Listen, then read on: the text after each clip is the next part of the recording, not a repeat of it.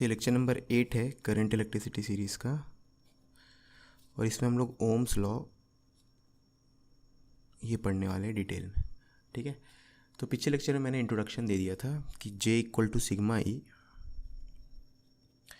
यही Ohm's law है। Although ये ज़्यादा फेमिलियर फॉर्म नहीं है, आपको V equal to I R ज़्यादा फेमिलियर लगता है, तो चलो इससे V equal to I R निकालते हैं। ठीक है, तो मान लो हमारे पास एक कंडक्टर है, सिलेंड्रिकल शेप ले सकते, कुछ भी लेने का मन है आपको लो, मैं सिलेंड्रिकल शेप ले रहा हूँ। ठीक है, और इसमें इलेक्ट्रिक फील्ड हम लोगों ने इस तरफ यूनिफॉर्म रखा है, तो इसके अंदर यूनिफॉर्म इलेक्ट्रिक फील्ड है ई इस तरफ। ठीक है, कंडक्टर का जो लेंथ है वो एल है और कंडक्टर का क्रॉस सेक्शन एरिया ए। ठीक है, ओके। अगर यहाँ पे आप कंडक्टर के एंड पॉइंट्स के बीच का पोटेंशियल डिफरेंस निकालोगे, तो क्योंकि इलेक्ट्रिक फील्ड यूनिफॉर्म है ई एट ऑल पॉइंट, तो ई इंटू एल करेंगे तो पोटेंशियल डिफरेंस मिल जाएगा। तो potential difference between the ends of the conductor हो जाएगा ई इंटू एल। ठीक है, इलेक्ट्रिक फील्ड का इंटीग्रेशन ओवर डिस्प्लेसमेंट करेंगे या लेंथ करेंगे तो आ जाता है ना, ये पोटेंशियल डिफरेंस हो गया। ठीक है, ओके। अब हम लोग एक नया क्वांटिटी डिफाइन करेंगे जिसको बोलेंगे रेजिस्टेंस ऑफ कंडक्टर। तो अगर आप इस कंडक्टर का रेजिस्टेंस को डिफाइन करोगे, तो मैं डिफाइन कर रहा हूँ रेजिस्टेंस ऑफ ए कंडक्टर को आर से नोट करेंगे, और वो हो जाएगा conductivity into L by A. ठीक है, ऐसा मैंने डिफाइन किया है ना। ओके, तो पोटेंशियल डिफरेंस इतना है, इस क्वांटिटी को हम लोग रेजिस्टेंस बोल रहे हैं, और करंट इन द कंडक्टर जो फ्लो हो रहा है वो मान लेते हैं आई फ्लो हो रहा है। ठीक है, तो अगर हम लोग V equal to I R से स्टार्ट करें और इस रिजल्ट पे आ जाए, तो यानी सेम चीज़ें, या यहाँ से स्टार्ट करके यहाँ भी आ सकते हो, आपका मन। ठीक है, तो चलो यहीं से स्टार्ट कर देते। तो magnitude wise J equal to sigma E, J is equal to sigma E, है ना। ओके, अब J क्या हो जाएगा, करंट पर यूनिट एरिया, है ना। करंट कितना फ्लो रहा है यहाँ पे, आई, करंट बाय एरिया करेंगे तो J का वैल्यू आ जाएगा, है ना। Is equal to sigma, sigma को आप 1 बाय रो लिख सकते हो। ठीक है, into electric field, electric field को यहाँ पर V बाय एल लिख सकते हो। ओके, तो यहाँ से आपको V का वैल्यू पोटेंशियल डिफरेंस मिलेगा I into rho L by A. All right, अब रो एल बाय ए ये काम का चीज़ है, इसका नाम हम लोगों ने क्या रख दिया, R। मतलब इस चीज़ को हम लोगों ने रेजिस्टेंस नाम दे दिया R, तो V is equal to I R आ गया। ओके ओके, लेकिन अब भी आपको कुछ अजीब लग रहा हो, क्योंकि जब ओम्स लॉ आप पहली बार सुने थे, या कितने को अभी भी तक याद भी होगा कि ओम्स लॉ में ऐसा बोला जाता था कि अगर मैं स्टेटमेंट लिखूं ओम्स लॉ, ठीक है, तो for a given material at a constant temperature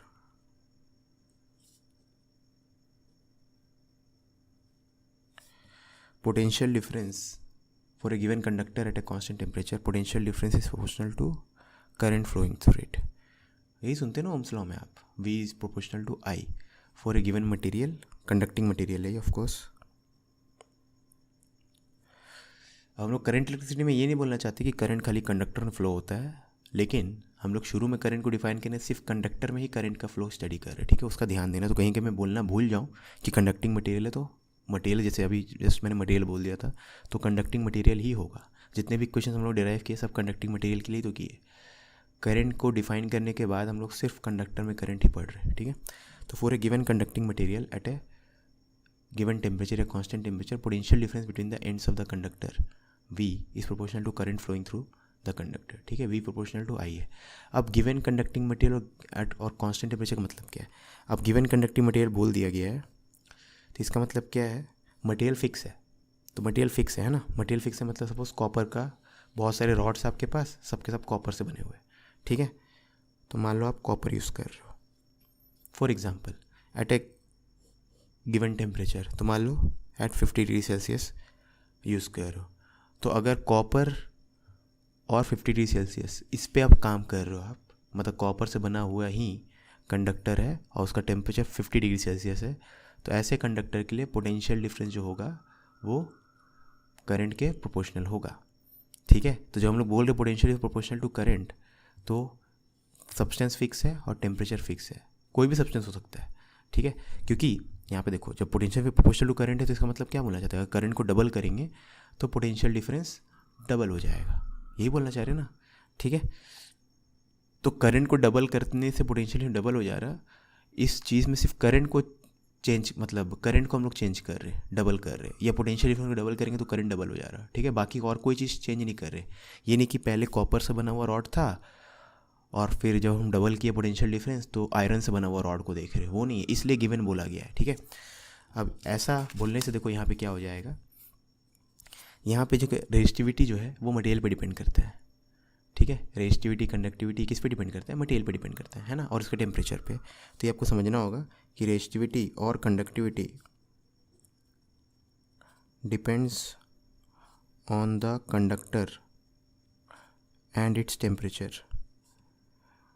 अब कंडक्टर पे भी डिपेंड करता है और उसके टेम्परेचर पे डिपेंड करता है। इसका कारण है कि हम लोग लास्ट लेक्चर में हम लोगों ने बोला था कि अगर आपको याद नहीं तो देख लो, ये सिग्मा को या रो को हम लोगों ने ऐसे डिफाइन किया था, है ना, एम एन स्क्वायर, ठीक है ना।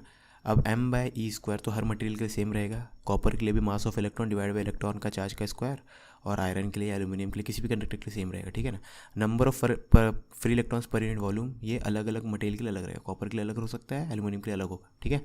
और टाउ जो है रिलैक्सेशन टाइम, ये टेम्परेचर पर डिपेंड कर रहा था, याद है, ठीक है ना। तो सिग्मा जो है हम लोग बोले थे कि टेम्परेचर बढ़ाने से सिग्मा घट रहा है या रेजिस्टिविटी बढ़ रहा है टेम्परेचर बढ़ाने से, याद है। अब सिर्फ टेम्परेचर पर डिपेंड नहीं करेगा रेजिस्टिविटी टेम्परेचर पे डिपेंड तो कर रहा है।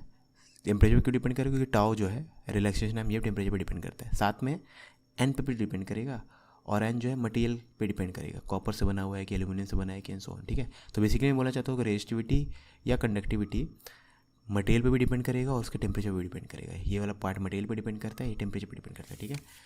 ओके, तो रेजिस्टिविटी या कंडक्टिविटी, क्योंकि ये दोनों एक दूसरे के रेसिप्रोकल है, डिपेंड्स ऑन द मटेरियल यानी कंडक्टर एंड इट्स टेम्परेचर। तो अगर आप मटेरियल फिक्स कर दिए, गिवन मटेरियल मतलब मटेरियल फिक्स कर दिए, गिवन टेम्परेचर या कांस्टेंट टेम्परेचर मतलब टेम्परेचर ही फिक्स कर दिए, तो अगर ये दोनों फिक्स कर दिए तो रेजिस्टिविटी भी फिक्स हो गया ना। तो therefore at a given temperature for a given conductor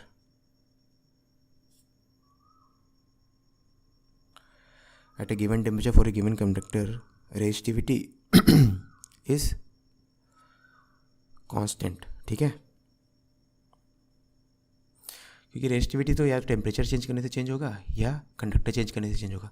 given conductor बोल दिए मतलब कंडक्टर फिक्स कर दिए, गिवन टेम्परेचर बोल दिए मतलब टेम्परेचर ही फिक्स कर दिए, तो रेजिस्टिविटी आप चेंज नहीं कर सकते, ठीक है। रेजिस्टिविटी चेंज करने के लिए इन दोनों में से कोई भी एक चीज़ चेंज करना पड़ेगा, ठीक है। तो हम लोग क्या करेंगे यहाँ पे, अगर रेजिस्टिविटी आपका कांस्टेंट हो गया है और अब कंडक्टर का अगर लेंथ और एरिया भी हम लोग फिक्स कर दें तो आर फिक्स हो जाएगा, ठीक है। तो रेजिस्टेंस होता है रो एल बाय ए। तो आप जब गिवन कंडक्टर बोल दिए तो मान लेते हैं कंडक्टर का एरिया और लेंथ भी हम लोग चेंज नहीं कर रहे, तो रेजिस्टेंस जो है वो चेंज हो जाएगा, ठीक है, मतलब सॉरी रेजिस्टेंस जो है वो फिक्स हो जाएगा, है ना। तो resistivity is equal to rho L by A, ठीक है। तो आपने एक कंडक्टर लिया, अब फिर से अभी तक अगर ओम्स लॉ समझ में नहीं आया तो समझो, यहाँ पे V equal to I R वाला फॉर्म एटलीस्ट, ठीक है। आपने एक कंडक्टर लिया है ना, इसका लेंथ एल है, एरिया ए है, वगैरह वगैरह जो भी है, तो इसका रेजिस्टेंस आप ऐसे निकाल सकते हो, है ना। अब कंडक्टर फिक्स है मतलब मान लो कॉपर से बना हुआ है, एल्यूमिनियम से बना हुआ है, कुछ भी, और इसका टेम्परेचर ही फिक्स है, मान लो 50 डिग्री सेल्सियस, ठीक है। अब इसमें जो करंट फ्लो हो रहा है और इसके एंड्स के बीच में जो पोटेंशियल डिफरेंस है, इसके एंड्स के बीच में पोटेंशियल V है, करंट I है, तो अगर आप V को डबल करोगे तो I भी डबल होगा। कैसे पता, इस फॉर्मूला को देखो, V equal to I R. अब एल्यूमिनियम से बना है, 50 डिग्री सेल्सियस है, और लेंथ और एरिया ऐसा ऐसा कुछ है जो भी है, तो रेजिस्टेंस का एक फिक्स वैल्यू आएगा, क्योंकि एल्यूमिनियम का है तो आपका टेम्परेचर फिक्स है, ठीक है। तो रो फिक्स हो गया, मतलब मटेरियल फिक्स है, टेम्परेचर फिक्स है, तो रो कांस्टेंट हो गया, ठीक है। रो चेंज नहीं हो सकता, रो को चेंज करने के लिए तो मटेरियल चेंज करो, लेकिन मटेरियल एल्यूमिनियम का ही, हम लोग एल्यूमिनियम का बना हुआ ही कंडक्टर देख रहे या वो रजिस्टर देख रहे और टेम्परेचर, ठीक है।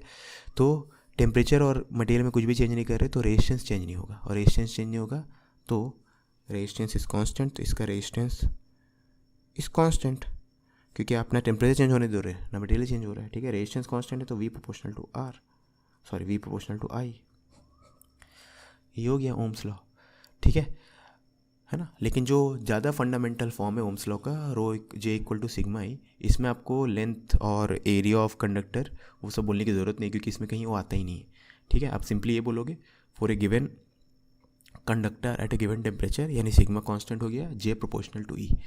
ये ज़्यादा यूज़फुल फॉर्म है ओम्स लॉ का, ठीक है। लेकिन हम लोग V equal to I R ही यूज़ करते हैं, है ना, उससे अपना काम हो जाता है, ठीक है।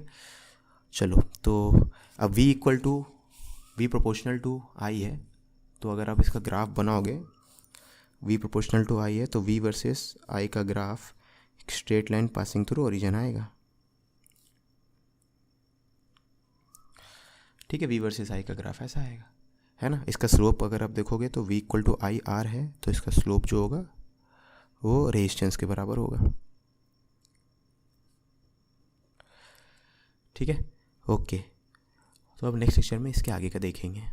आप कुछ भूल रहे हो। ईमानदारी से बताना, करना है नहीं करना? करना है तो करो ना भाई, क्यों नहीं कर रहे?